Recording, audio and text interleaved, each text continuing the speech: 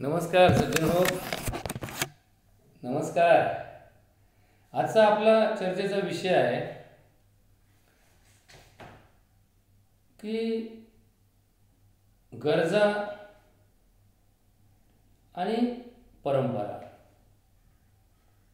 गरजा आणि धर्म. गरजा आणि कायदे याबद्दल आपण आज चिंतन करूयात. सज्जन हो, माणसाच्या मूलभूत गरजा आपण शाळेत शिकतो. अन्न, वस्त्र, निवारा. आता या खूप जुन्या काळातला हा विषय आहे की ज्या काळात धर्माचा पगडा होता, समाजामध्ये धर्माच्या रूढी परंपरा वापरल्या जायच्या.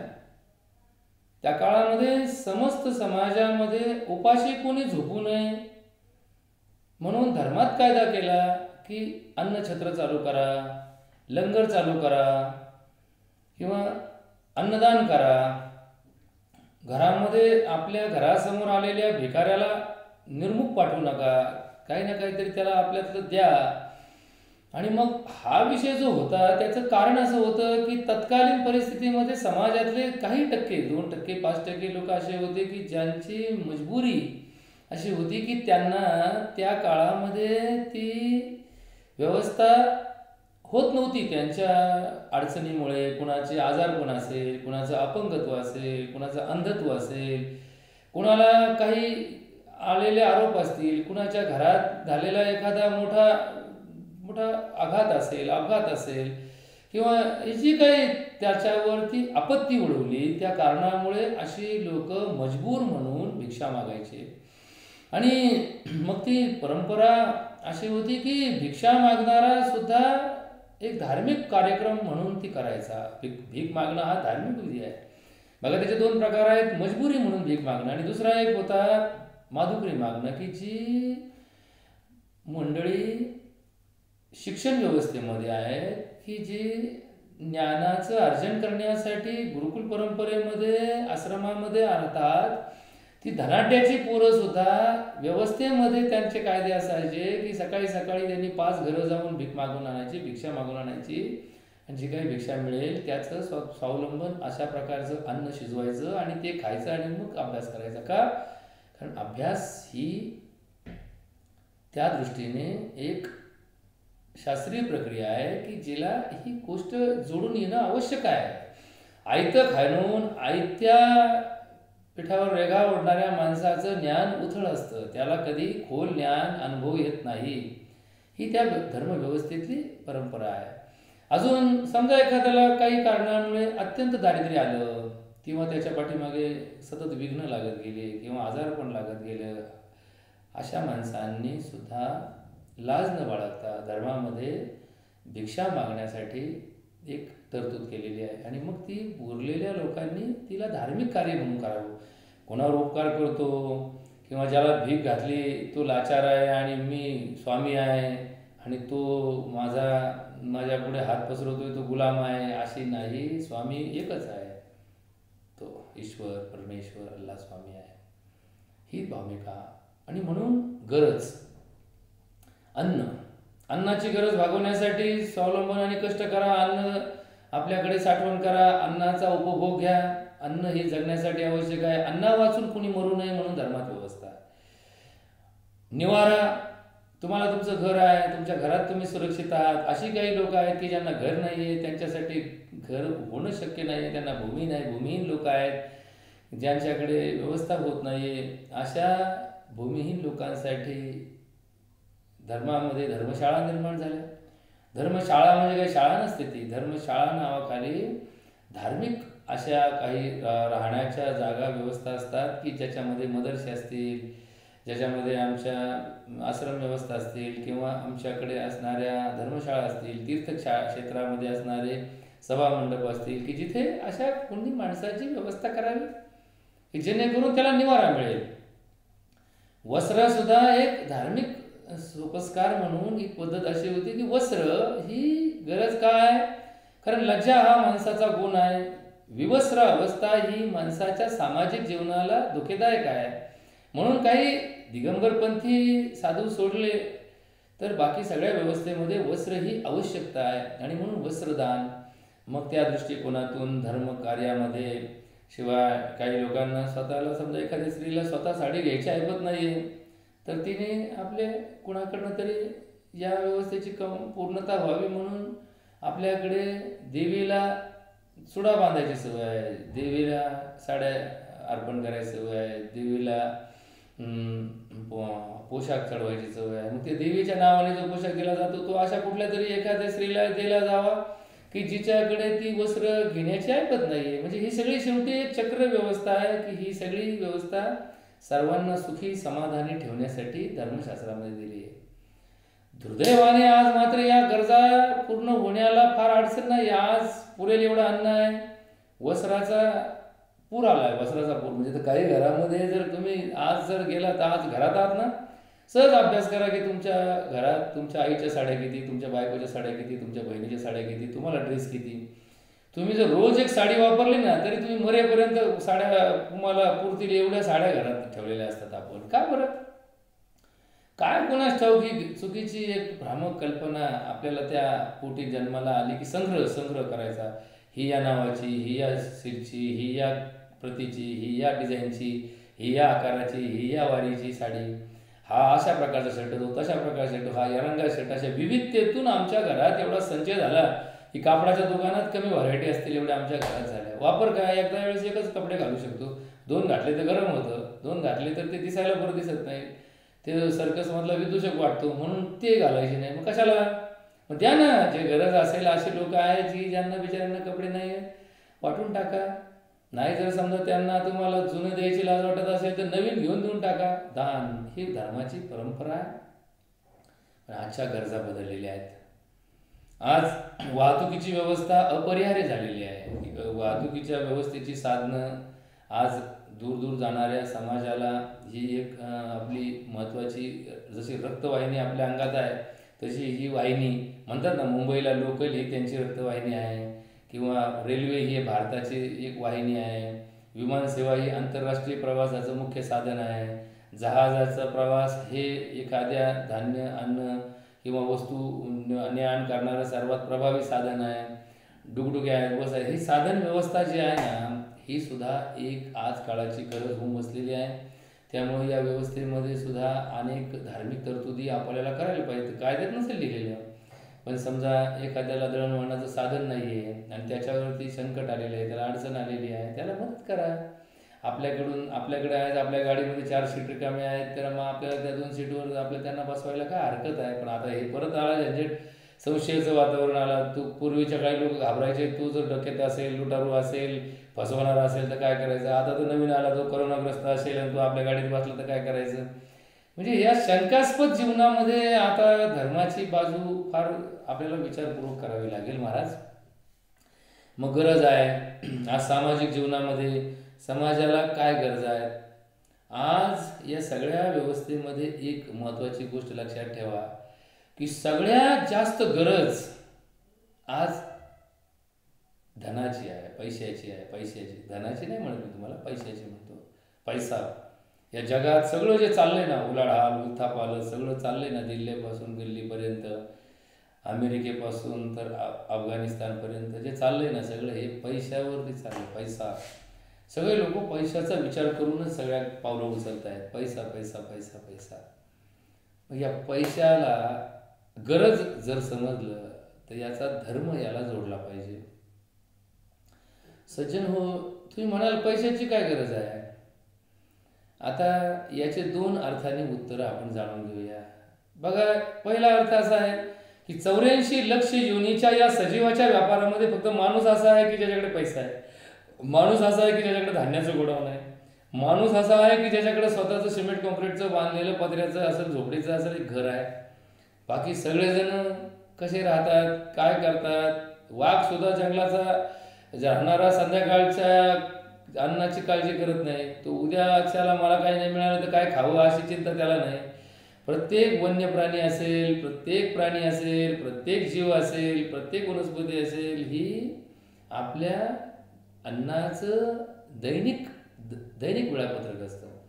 आणि आपल्यासारखीच अशी जगामध्ये फक्त मानव जात आहे की जी धनाचं संचय करणं, धान्याचा संचय करणं, संपत्तीचा संचय करणं किंवा आपल्याकडे असणाऱ्या वेगवेगळ्या गोष्टीचा संचय करणं, या संचय वृत्तीचा धार्मिक अर्थ धोकेदायक आहे.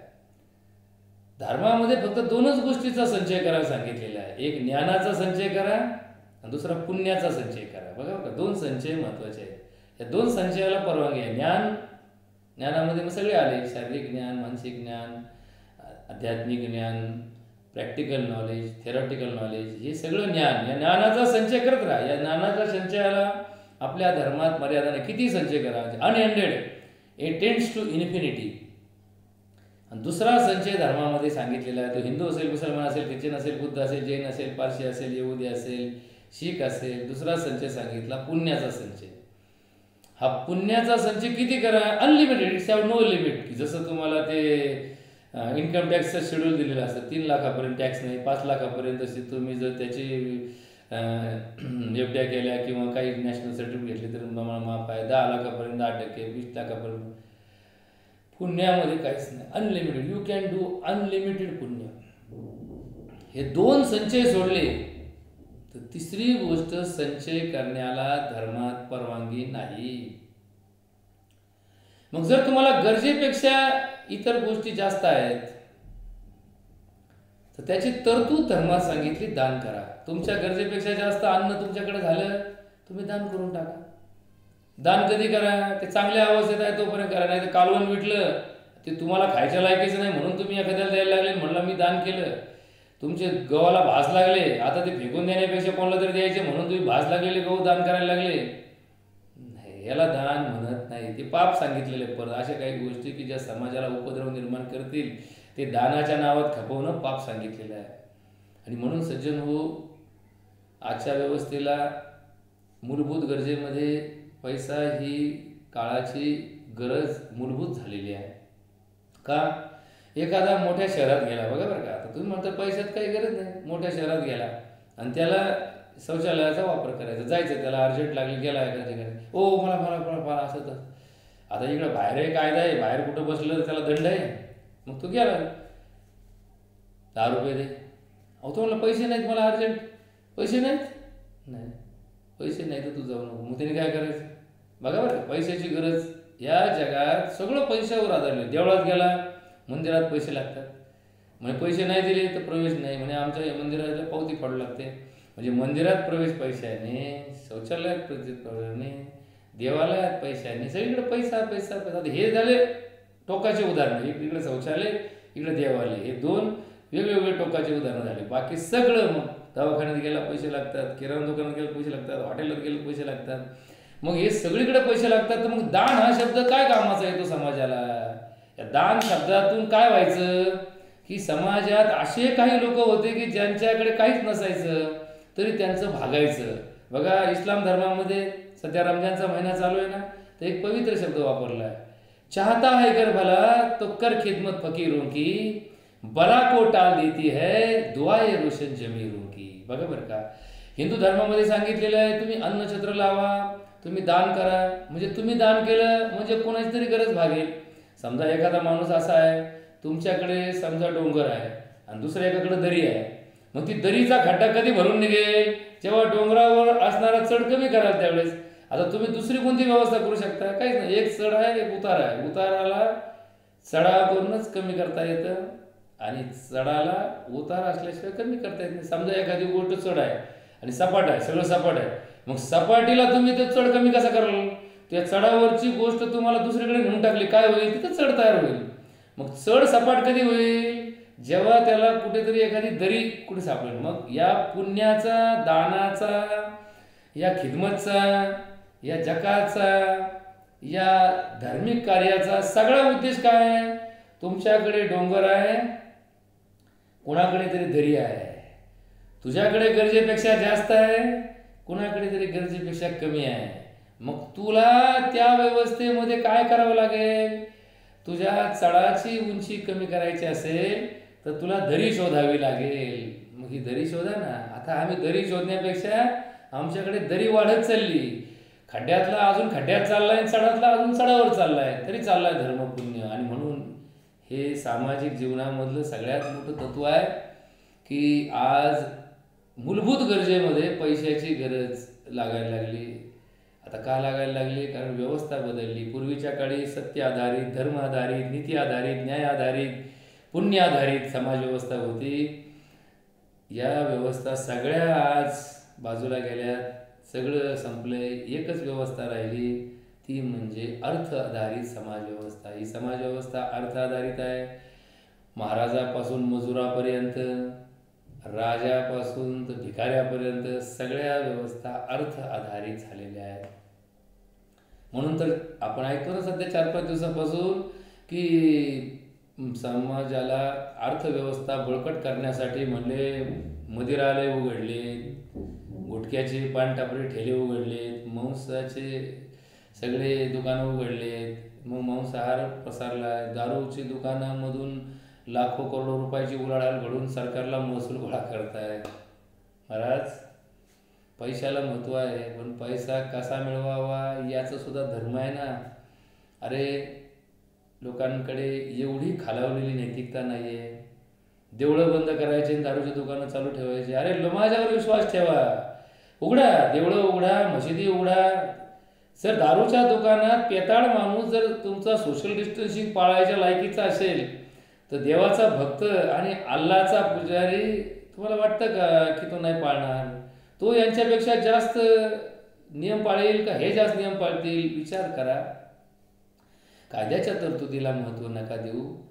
तुम्ही जर अर्थव्यवस्थेला आणि धर्माला जर तुम्ही जवळून सेन्सिटाईज पाहिलं तर तुमच्या लक्षात येईल ही व्यवस्था किती महत्त्वाची आहे. आणि म्हणून अर्थव्यवस्था बळकट करायची असेल तर तुम्हाला देवळं उघडावं लागतील, मंदिरं उघडावं लागतील, मशिदी उघडावी लागतील, चर्च उघडावे लागतील, गुरुद्वारे उघडावे लागतील, जैन स्थानकं उघडावी लागतील, बुद्ध विहार उघडावे लागतील. त्यांचे जे भक्त आहेत, दारूचे भक्त तर तुम्ही पाहिले कसे करतायत, पण ह्यांचे जे भक्त आहेत यांचा अजूनही त्या देवावर, त्या भगवंतावर, त्या अल्लावर विश्वास आहे. आणि त्यांना विनंती करा की तुम्ही भक्ती करा, तुमच्या सोशल डिस्टन्सिंगचं पालन करून तुम्ही देवाची पूजा आराधना करा आणि तिथे तुम्ही आव्हान करा. बघा, अरे या जगामध्ये टॅक्स बुडवणारे लोक भरपूर जरी असले तरी शिर्डी साईबाबाला रोजचे 5-5 कोटी देणारे लोक अज्ञात आहेत. ते काही यादी जाहीर करत नाहीत.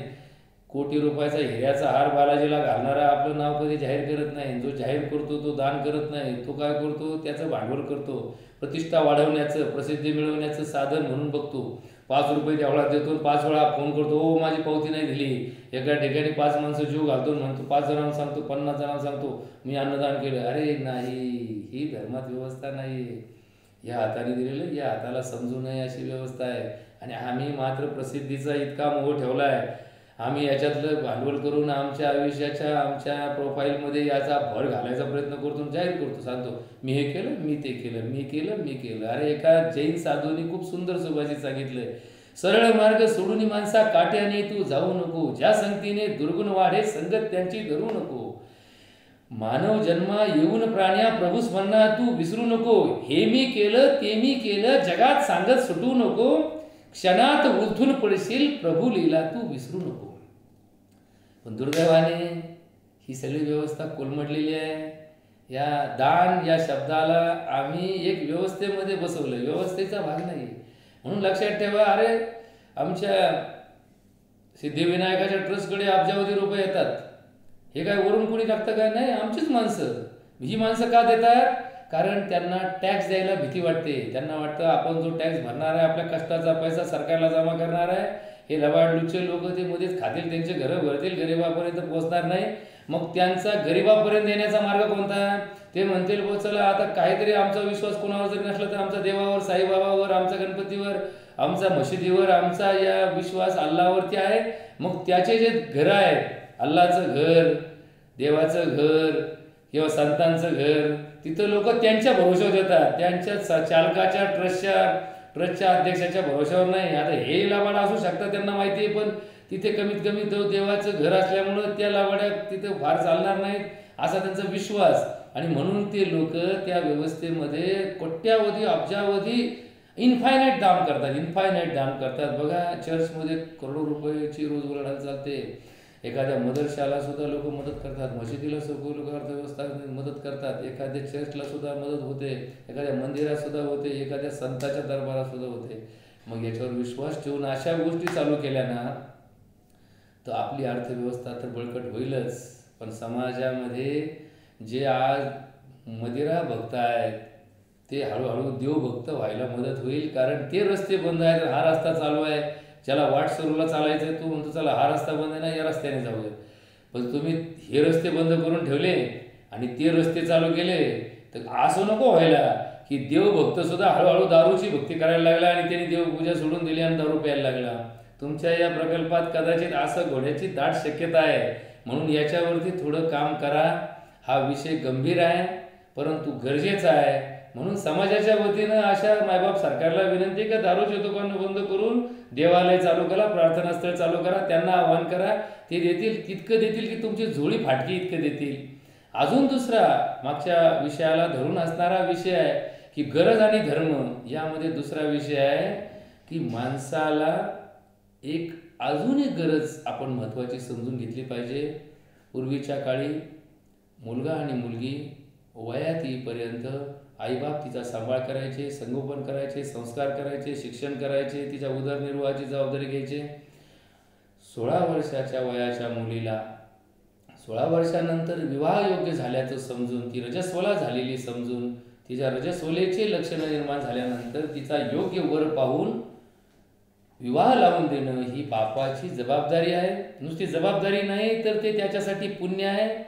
सगळ्यात महान पुण्य कोणतं जगात असं तर कन्यादानाचं आहे. पण जर 16, 17, 18, 19, 20 वर्षाची मुलगी झाली आणि तरी त्या बापाने तिचं लग्न लावलं नाही, तर याचं पाप सुद्धा बापाच्याच माथी लागतं, आईच्या त्या परिवाराच्या माथी लागतं, त्या पालकांच्या माथी लागतं. पालक, आता पालक संज्ञा तुम्ही तर बघता की आपल्या शाळेमध्ये पालकत्व नावाचा विषय आहे. पालक कोणी असू शकतं, जो पालक असेल तो पालक. तर मग ही व्यवस्था गरज आणि धर्म, गरज आणि धर्माचे कायदे याकडे लक्ष द्या.